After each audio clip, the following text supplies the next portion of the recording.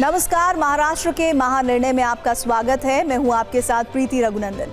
नीति आयोग की governing council की 11वीं बैठक में महाराष्ट्र के मुख्यमंत्री देवेंद्र फडणवीस ने कहा कि महाराष्ट्र सरकार प्रधानमंत्री नरेंद्र मोदी के विकसित भारत बनाने के सपने को साकार करने के लिए शिक्षा, स्वास्थ्य, कौशल विकास, महिला सशक्तिकरण और समावेशी मानव विकास जैसे 5 प्रमुख क्षेत्रों पर विशेष जोर दे रही है। बैठक में मुख्यमंत्री देवेंद्र फडणवीस ने महाराष्ट्र के समावेशी विकास का रोड मैप प्रस्तुत किया। महाराष्ट्र के मुख्यमंत्री देवेंद्र फडणवीस ने कहा कि प्रधानमंत्री नरेंद्र मोदी के दूरदर्शी नेतृत्व में बीते 12 वर्षों में नारी सशक्तिकरण को नई दिशा और नई गति मिली है। जल, स्वच्छता, आवास, बैंकिंग और आजीविका से जुड़ी योजनाएं करोड़ों माताओं बहनों के जीवन में सकारात्मक परिवर्तन लाई है। आज हमारी बहनें आत्मविश्वास के साथ हर क्षेत्र में नए कीर्तिमान स्थापित कर रही है और विकसित भारत के निर्माण में अग्रणी भूमिका निभा रही है। महाराष्ट्र के उप मुख्यमंत्री एकनाथ शिंदे ने लगातार 12 साल तक निर्वाचित प्रधानमंत्री के रूप में काम करने का कीर्तिमान बनाने पर पीएम नरेंद्र मोदी का अभिनंदन किया है। उन्होंने कहा कि प्रधानमंत्री नरेंद्र मोदी ने देश की निरंतर 12 वर्षों तक सेवा करते हुए भारत के सबसे लंबे समय तक निर्वाचित प्रधानमंत्री के रूप में काम करने का कीर्तिमान स्थापित किया है, जो पूरे देश के लिए गर्व का विषय है। नवी मुंबई इंटरनेशनल मेडिसिटी के विकास के लिए महाराष्ट्र सरकार, क्लीवलैंड क्लिनिक, ब्रुकफील्ड और आरोधन हेल्थ सिटी के बीच एमओयू पर हस्ताक्षर किए गए हैं।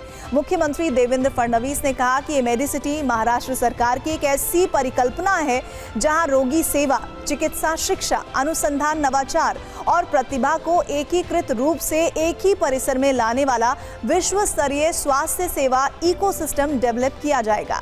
ये परिकल्पना प्रधानमंत्री नरेंद्र मोदी द्वारा प्रस्तुत हील इन इंडिया दृष्टिकोण के अनुरूप है और जल्द ही हकीकत के रूप में सामने आएगी।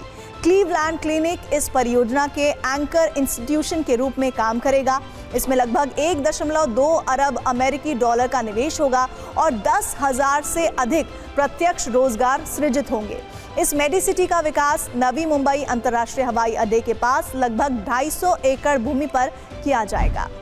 मुख्यमंत्री देवेंद्र फडणवीस ने महाराष्ट्र के किसानों से अपील की है कि वे बुवाई में सावधानी बरतें और जल्दबाजी ना करें, क्योंकि 15 जून तक राज्य भर में मॉनसून के पहुंचने की संभावना कम है। मुख्यमंत्री ने कहा कि इस वर्ष एल नीनो का प्रभाव है और औसत बारिश 92% रहने का अनुमान है। सरकार का प्रयास ये है कि किसानों पर दोबारा बुवाई का संकट न आए और उन्हें किसी प्रकार का नुकसान न उठाना पड़े। उप मुख्यमंत्री एकनाथ शिंदे को नंदनवन आवास पर स्कॉच ग्रुप की ओर से प्रतिष्ठित स्कॉच पुरस्कार प्रदान किया गया। शिंदे के मुख्यमंत्री कार्यकाल के दौरान राज्य में लागू किए गए शासन आपल्यादारी अभियान को वर्ष 2024 के लिए ये प्रतिष्ठित स्कॉच पुरस्कार घोषित किया गया था।